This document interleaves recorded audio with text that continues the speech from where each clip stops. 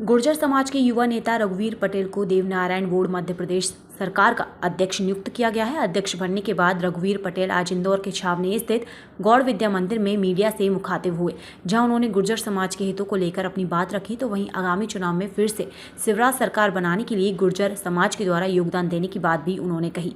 गोमटगिरी पहाड़ी पर स्थित गुर्जर समाज और जैन समाज द्वारा जमीन के हक के दावे को लेकर भी उन्होंने अपनी बात रखी और कहा कि जैन समाज के कुछ लोग देवनारायण मंदिर की ज़मीन पर अपना हक जता रहे हैं। हालांकि उन्होंने ये भी कहा कि मामला कोर्ट में चल रहा है और उन्हें न्याय मिलेगा।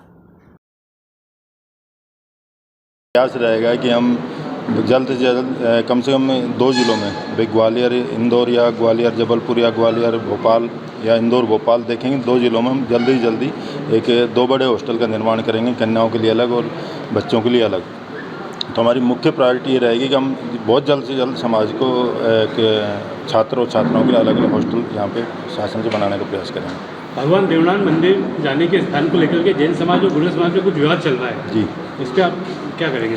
वो मंदिर हमारा है, वो किसी कारण से कुछ भी कारण रहे होंगे, मैं उस पर भी नहीं जाना चाहता। गुर्जर समाज का मंदिर है, 1000 साल से 1100 साल का हमारे पास रिकॉर्ड है वहाँ पे, और आसपास के गाँवों ने भी इस चीज़ को स्वीकार किया है। तो वो किसी कारण से हमारे जैन समाज से कोई विरोध नहीं है, और जैन संतों से मेरा निवेदन है कि वो इस तरह की टिप्पणी ना करें कि 2 समाजों में संतों से। समाज के जो संत होते हैं वो सभी समाजों के होते हैं। तो मैंने पीछे सोशल मीडिया पर कुछ अखबारों में पढ़ा था कि जैन समाज के संतों ने कुछ टिप्पणियाँ की हैं, तो हम भी उनके जैन मुनियों का उतना ही सम्मान करते हैं। मगर किसी कारण से वो उस समय तत्कालीन जो भी नेता रहे होंगे उन्हें किस कारण से किया मुझे नहीं पता, उसका क्या उद्देश्य रहा होगा, मगर वो गुर्जर समाज के मंदिर को तोड़ के वहाँ से हटाया। जैन समाज के वो समाजसेवी ने वहाँ पे अपने जीवित रहते भी वहाँ पे मूर्ति लगवा ली है। वो मैं बताता हूँ, भरत मोदी वहाँ का जो प्रदेश उनका अध्यक्ष है, उसने अपने जीते जी मूर्ति लगाई, और वो खुद अपने आप में डिफ़ाल्टर है। वो 500 करोड़ का डिफ़ाल्टर है, आपको पता है। तो डिफ़ाल्टर आदमी कभी किसी ट्रस्ट का अध्यक्ष नहीं हो सकता। वो तो आधिकारिक रूप से उसको अभी समाज को ही निष्कासित कर देना चाहिए। जैन समाज के सोचना है, इस पर हम नहीं सोचेंगे।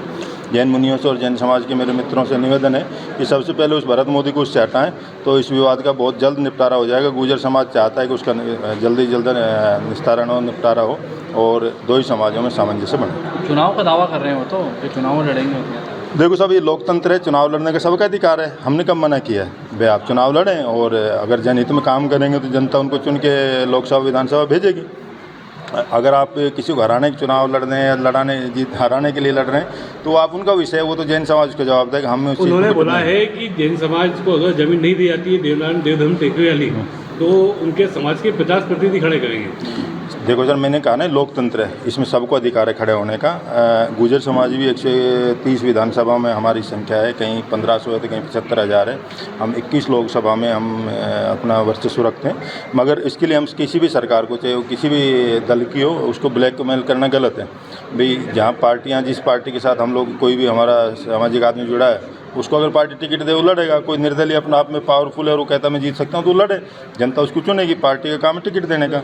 अब वो अगर चाहते हैं कि भाई हम 100 विधानसभा या 50 विधानसभा चुनाव लड़के और उस मंदिर को हासिल कर लेंगे, तो भारत में लोकतंत्र है। बाबा साहब अम्बेडकर ने 1950 में लोकतंत्र इस देश को समर्पित किया। अब निर्णय माँ के पेट से नहीं होंगे राजा और निर्णय, अब लोकतंत्र से होंगे, अदालतें हों। अदालत का 500 साल आपने देखा राम मंदिर का 500 साल बाद बना ना, तो वही हमें अदालत में, हमारा मामला भी कोर्ट में है, और हमें पूर्ण रूप से विश्वास है हमारे प्रतिनिधि कोर्ट में उसको बराबर अपना पक्ष मजबूती से रखना है, और हमें कोर्ट पर पूर्ण विश्वास है हमारी ज़मीन, हमारा मंदिर हमें वापस कोर्ट के माध्यम से मिलेगा। सर, चुनावी साल है अभी, है तो जी गुर्जर समाज की क्या भूमिका रहेगी मध्य प्रदेश में? नहीं, गुर्जर समाज अब शासन ने और प्रदेश के मुखिया शिवराज सिंह चौहान ने समाज को इतनी बड़ी सौगात दी है, तो गुर्जर समाज दमखम से बीजेपी पार्टी का समर्थन करेगा, और हम प्रयास रहेगा हम समाज के उनको भारतीय जनता पार्टी की दोबारा सरकार बनाएगा। और हम ये चुनाव में करके भी बताएंगे, ये सिर्फ घोषणा नहीं, हम करके बताएंगे।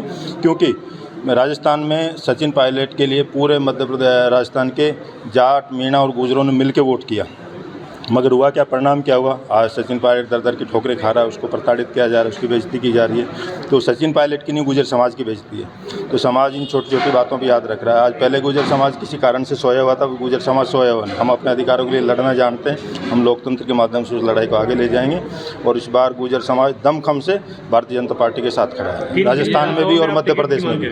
किन किन विधानसभा में आप टिकट की मांग करेंगे? नहीं सर, वो पार्टी में जो लोग काम कर रहे हैं वो मांगेंगे। मेरा टिकट मांगने का काम नहीं, टिकट बोर्ड दिलाने का काम नहीं। मेरा समाज के बीच सरकार की बातें रखने का और सरकार की समाज की बात सरकार के बीच में रखने का मेरा काम है, वो मैं करूँगा।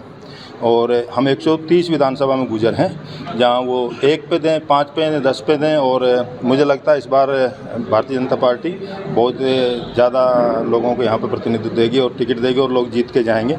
और जहाँ पे टिकट नहीं मिलेगी वहाँ भी समाज के लोग भारतीय जनता पार्टी को सपोर्ट करेंगे। तो आपका नाम और डिजिग्नेशन? मेरा नाम रघुवीर पटेल और मैं भी गुजर देवनारायण बोर्ड का अध्यक्ष मेरे को कल मनोनीत किया है। Thank you.